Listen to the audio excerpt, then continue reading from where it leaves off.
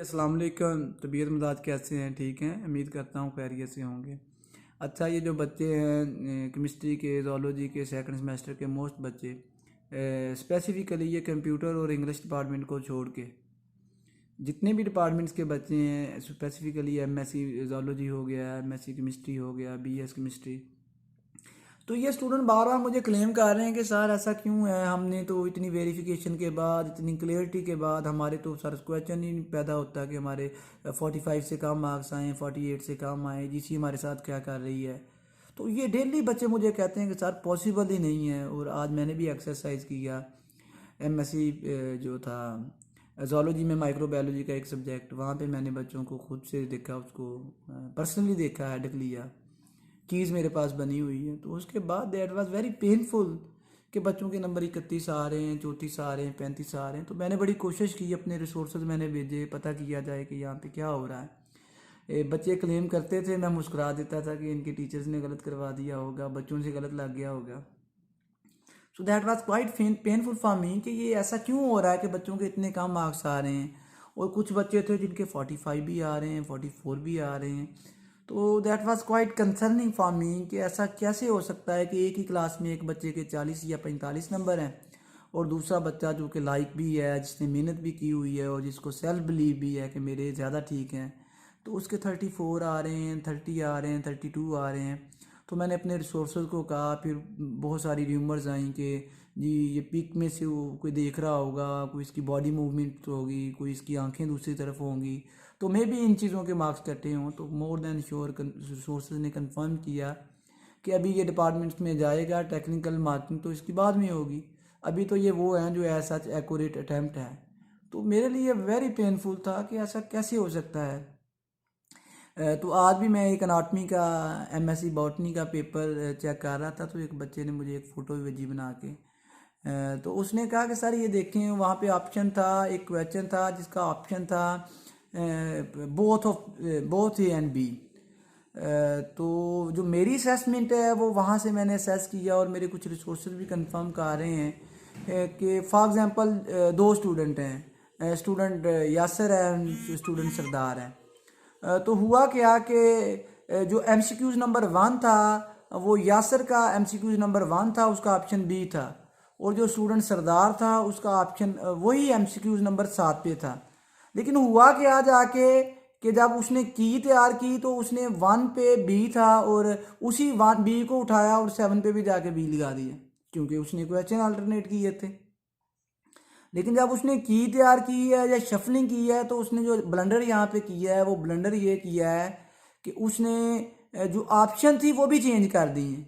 और जैसे ही उसने ऑप्शन चेंज की हैं, ऑप्शन नंबर 1 का आंसर था बी, तो जो ऑप्शन नंबर 7, क्वेश्चन नंबर 7 दूसरे पेपर पे वही था, उसका भी उसने ऑप्शन नंबर बी लगा दिया, जबकि उसने ए बी सी का सीक्वेंस ही चेंज कर दिया।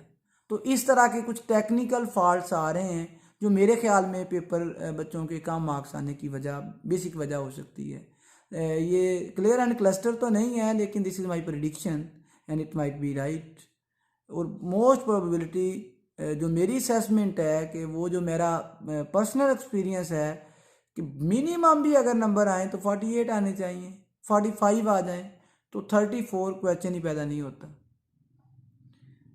तो इस तरह के मामला हैं जी। तो प्रॉब्लम्स आएंगे, I will definitely have a look to challenge. तो यू पीपल कैन डू कि अगर आपको सेल्फ बिलीफ है, you are more than sure हैं कि जी आपके तो 48 ठीक थे, 45 ठीक थे, और आपके जो मार्क्स आ रहे हैं वो 30 की रेंज में आ रहे हैं, तो that will be painful for you as well as for your family. तो ये आज की न्यूज़ थी जो आप लोगों के साथ मैंने डिस्कस करनी थी, मेरी फाइंडिंग थी। और बहुत सारे प्रॉब्लम्स आए हैं जी ऑनलाइन में। मैंने बताया था कि आगे आगे देखिए होता है क्या। बीएस जो मैथमेटिक्स था, वहाँ पे स्टैट के पेपर में क्या हुआ, बहुत सारे बच्चे परेशान हैं। इसी तरह बीएस इंग्लिश का सुबह पेपर था, वो कम्युनिकेशन स्किल्स का पेपर था, वो पेपर पहले बच्चों ने और अटैम्प्ट किया, फिर बाद में वो इनरोलमेंट से गायब हो गया, फिर बच्चों ने री इनरोल किया। इसी तरह कंप्यूटर साइंस का एक पेपर था, वो भी मेरा ख्याल है इंग्लिश का कोई पेपर था। तो वो भी पहला पेपर ही उनका मनसूख करना पड़ गया। इसी तरह एमएससी जोलॉजी में थे, फोर्थ में कुछ सब्जेक्ट। इसी तरह एमएससी मैथ में फील्ड रिंग्स एंड फील्ड का पेपर है, तो बहुत सारे इस तरह के प्रॉब्लम्स टेक्निकल आए हैं जो कि ड्यू थे। अब देखिए कि रिजल्ट बनते हैं तो क्या प्रॉब्लम्स आते हैं, लेकिन I think so that this you have to have a look on that sort of issues कि ये ऐसा क्यों हो रहा है। और दूसरी बात जो आपसे मेन बात थी जो मैं आपसे करना चाह रहा था वो ये है कि आप लोग बार बार क्वेरी, मेरा ख्याल है कि मैं एक वीडियो इस पे अपलोड भी कर चुका हूँ कि जो फर्स्ट सेमेस्टर का आपका डिसीज़न लेना बाकी है अभी, वो 21 तक हो जाएगा कि 25 तक के उसमें क्या होने जा रहा है। आपके दोबारा से इसी तरह ऑनलाइन एग्ज़ाम्स होंगे, मोस्ट प्रोबेबिलिटी ज़्यादा चांसेस यही हैं कि आपके फिर से ऑनलाइन पेपर हो जाएं। और एक ऑप्शन ये भी है कि इन नंबरों की बेस पे प्रमोट कर दिया जाए। तो मैं from the very first day यही कह रहा था कि प्रमोशन पॉसिबल नहीं है। फॉर एग्जांपल सेकंड सेमेस्टर में अगर केमिस्ट्री के स्टूडेंट्स हैं तो उन्होंने बॉटनी पढ़ी हुई है, सेकंड में भी पढ़ी है, जबकि जोलॉजी वाले स्टूडेंट्स हैं उन्होंने जोलॉजी पढ़ी नहीं है।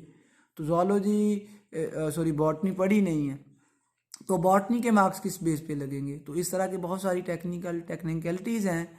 तो इसका आंसर मेरा ख्याल है गवर्नमेंट कॉलेज यूनिवर्सिटी के पास नहीं है।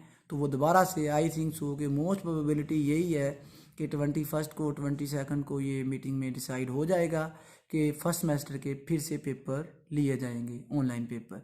ये मेरी ज़ाती प्रेडिक्शन है। और from the very first day अगर आप मुझे फॉलो कर रहे हैं तो यू विल बी देयर कि मैं यही कह रहा था कि that is not actually possible to promote students. तो आप प्रोविजनली प्रमोट किए गए थे, आर्जी तौर पे प्रमोट किया गया था। तो अब आपके वो पेपर होंगे, पेपरों के बाद आपका डिसाइड किया जाएगा कि what will happen with you student. Clear हो गया जी। इसके अलावा जो आपसे मैं डिस्कशन करना चाह रहा था वो ये करना चाह रहा था कि बहुत सारे स्टूडेंट्स कहते हैं कि सर मैं लॉगिन नहीं कर पाया, सर जब मैंने लॉगिन किया तो बच्चे दो तरह के स्टूडेंट्स हैं। एक वो स्टूडेंट्स हैं जो लॉगिन ही नहीं कर पाए, किसी वजह से वो भूल गए, टाइम की मिसप्लेसमेंट हो गई। जस्ट लाइक ये भी केसेस आए हैं कि वो बच्चे तो पेपर दे के चले गए, बाद में वो पेपर चेंज हो गया। अब वो बच्चों का पहला पेपर इनरोलमेंट से गायब हो गया। तो बच्चे बड़े परेशान हैं कि क्या किया जाए।